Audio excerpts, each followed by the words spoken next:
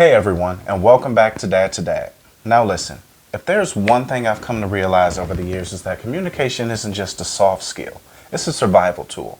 One of the most powerful lessons I've learned as an adult is that communication can open doors you didn't even realize existed, but it can also close them if you're not using it correctly. It's taken me into rooms I wasn't even sure I belonged in, helped me build connections I thought would never be possible, and more than anything, it helped me understand people and be understood.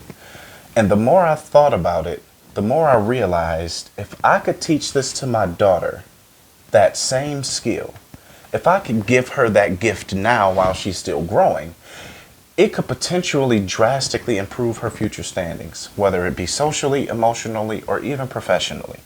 And that's why today we're talking about something bigger than just manners or small talk. We're talking about the art of conversation and why learning it early could be one of the greatest advantages your child could ever have. So in this video, we're going to break it all down. Why strong communication skills matter so much to your child's development, how it impacts their confidence, their friendships, and potentially their futures, and what you, as a parent, can do right now in order to help them grow, even if you weren't taught these skills yourself. If that sounds like something you want for your child, you're in the right place. But before we get into it, do me a favor. Communicate with me by hitting the like button and subscribe to the channel if you haven't done that already. Yeah, that's right. Let your mouse do the talking. It helps this message reach more parents who are trying to raise emotionally aware, well-spoken little legends. Thank you all for being here and thank you for watching. And with that being said, let's get into it. First, let's start with the facts. The way we talk to our children literally shapes how they develop. Not just emotionally, but neurologically as well.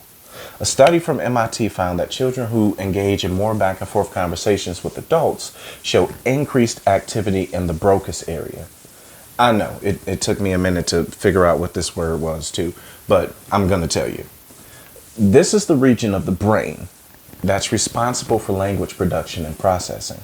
The number of conversational turns a child experiences has a stronger impact on brain development than socioeconomic status, background noise, or even the total number of words spoken to them. Not just hearing words, but actually being engaged in conversation matters most. And another much broad study, published in Pediatrics, actually tracked children over the course of a decade. It found that those who were part of a rich conversational environment between ages 2 and 5 had significantly better outcomes in school, were more confident in group settings, and displayed a higher ability to regulate their emotional behavior. So let's break this down for a moment. Kids who are spoken with and not just spoken to develop stronger problem-solving skills. They're better at resolving peer conflict. They're more likely to ask questions in class and seek help when they need it. And later in life, they're better prepared for interviews, collaboration, and leadership roles. And this doesn't just stop at school. The Harvard Center on the Developing Child emphasizes that serve and return interactions, the back and forth rhythm of meaningful communication, are the more crucial earlier experiences for building the architecture of our child's brain. Without this part of engagement, children are more likely to struggle with emotional self-awareness, avoid social risk-taking, and hesitate to assert themselves or advocate for their own needs.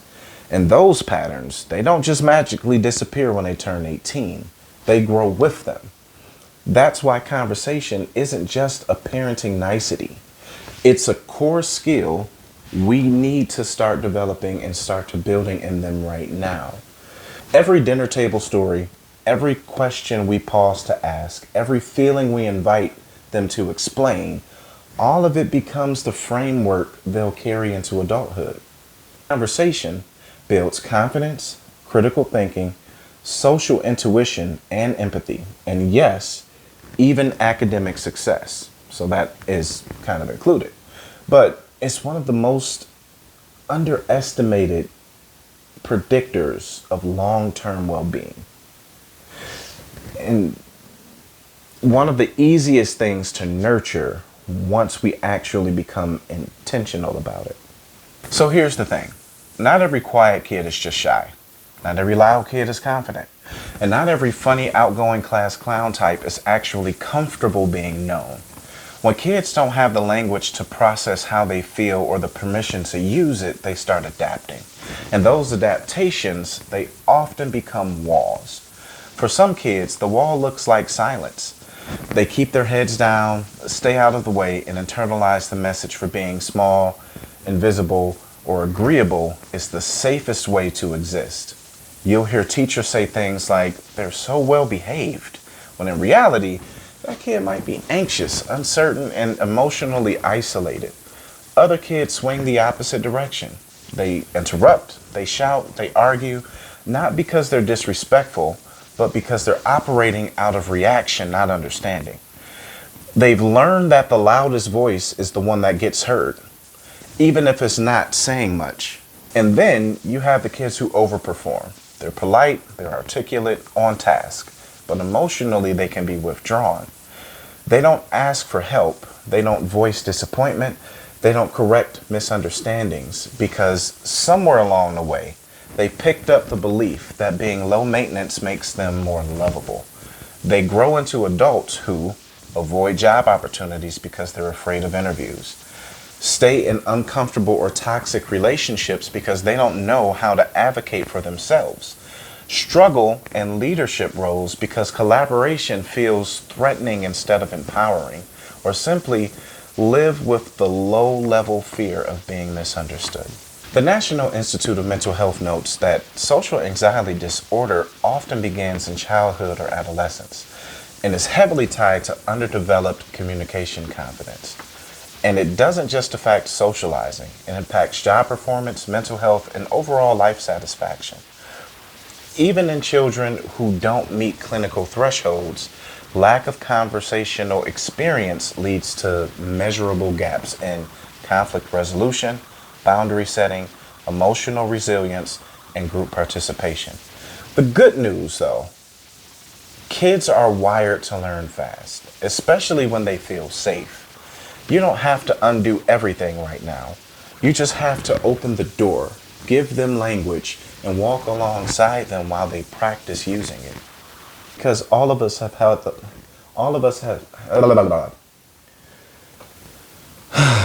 show them that growth is allowed. Show them that growth is allowed, that it's okay to stumble and keep going, because all of us have had those moments happen to us at some point in time in our lives.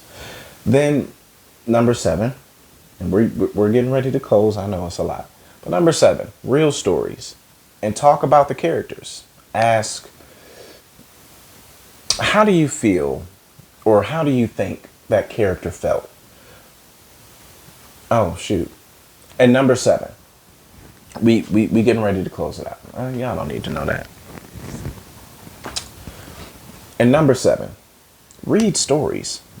Libraries are free, so you ain't even got to buy books. Like, for real, just go get a library card, get some books. You can choose a couple of them. Me and my daughter do it all the time. But read stories and then talk about the characters. Ask, how do you think that character felt after, so many pages, whatever, or feels during that moment? What would you have done in their situation? Why do you think they acted the way that they did? Books help kids step into other perspectives that they don't have to actually live through. And that's like the root of empathy.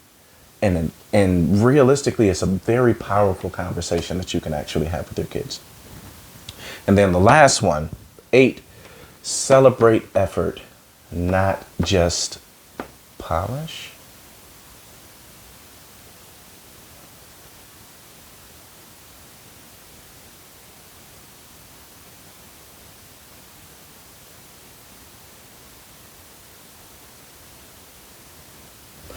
And the last one, celebrate their efforts, not just the polished product, right?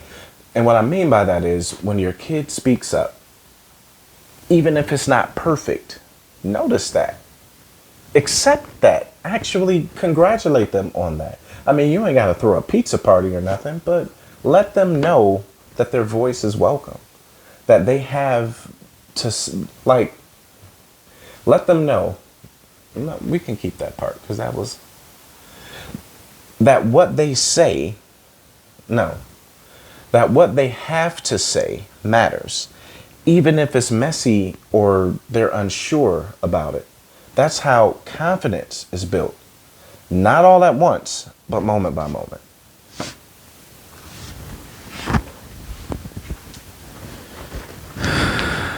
Show them that growth is allowed, that it's okay to stumble and keep going, because all of us have had those moments happen to us at some point in time in our lives. Number 7, read stories.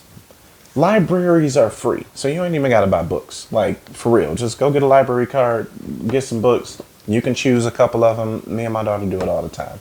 But read stories and then talk about the characters. Ask, how do you think that character felt after, so many pages, whatever, or feels during that moment? What would you have done in their situation? Why do you think they acted the way that they did? Books help kids step into other perspectives that they don't have to actually live through. And that's like the root of empathy. And realistically, it's a very powerful conversation that you can actually have with your kids. And the last one, celebrate their efforts, not just the polished product, right? And what I mean by that is when your kid speaks up, even if it's not perfect, notice that. Accept that. Actually congratulate them on that. I mean, you ain't got to throw a pizza party or nothing, but let them know that their voice is welcome. That what they have to say matters, even if it's messy or they're unsure about it. That's how confidence is built. Not all at once, but moment by moment. Listen, none of this is about being a perfect parent. You really don't need a psychology degree or the perfect words to say every time. This is all a learning experience for everyone involved. Your kids just need you to be present. Make sure that they have proper direction, especially when the road gets tough, because not every situation is going to be best for them. So you can't bail them out every time whenever there's something that takes place or happens, or at least that's my take on it. There are going to be some rough times in their lives. And all we can do, because we can't be there for everything, is to do our best to stay consistent and be present now. Give them the proper teachings that you want them to have right now at this moment, while they're still in your house, while they're still young enough to not be tarnished by the world. And realistically, that's all you can do. If you give them your best each and every single day, each and every single time, I can't guarantee it, but I truly feel in my heart that things will be better for them. And that's what I do for my daughter as much as I possibly can. The art of conversation isn't about raising talkative kids. It's about raising connected kids. Kids who feel seen, who feel heard, who know how to express their needs, navigate their emotions to others, and walk into new rooms with confidence. And the best part about all of this is we get to grow up while they grow. We model it, we practice it, and we create a home where words are safe and silence isn't mistaken for peace. So with that, I hope you guys enjoyed the video. Thank you all for watching. Again, I really appreciate you for joining. And just remember, you don't have to be perfect. You just have to be present. Thank you all for watching again, and I'll see you in the next one.